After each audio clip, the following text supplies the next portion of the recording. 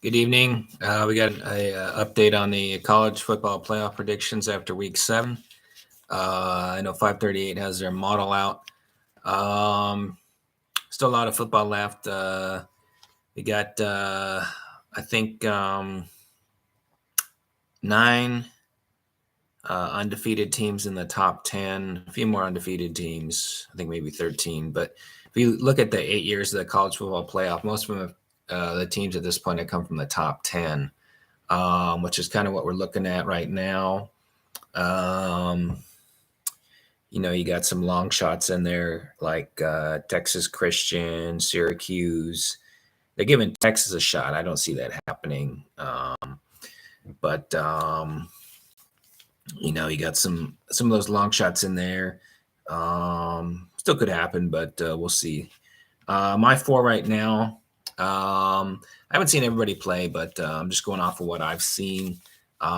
Georgia had a scare there, so I'm gonna have to leave them out right now. I'm still surprised they're ranked that high. Missouri's not a high ranked team. Ohio State, I think, is back this year. Alabama, I think, could still make it.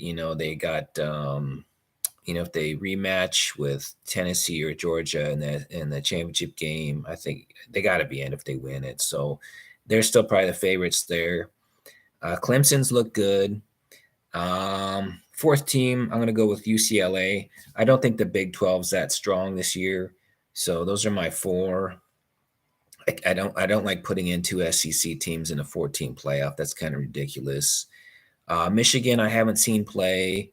Tennessee did look good, but they got Georgia, and if they make it, they got to beat Alabama in the rematch. So they have a path there, obviously, but I think Alabama beats them on a neutral field. That game was pretty close there. Good game. USC, they not much margin for error. I wouldn't put them out yet, but I got to go with UCLA right now. Oklahoma State, had a slip up. The Big 12, like I said, is kind of my 5th team out right now. I have to probably go with Kansas State. But none of those teams. TCU hasn't really stood out to me, and Oklahoma State had a big slip up. I was hoping for them, but they had a big slip up. Ole Miss still got to win the big one. And, Penn State's fading. Oregon, no way. And then you got the long shots. Syracuse could surprise there. They probably have the best path out of those long shots, but we'll see. They got to beat Clemson, so we'll see what happens. But at this point right now, my 4: Ohio State, Clemson, Alabama, UCLA.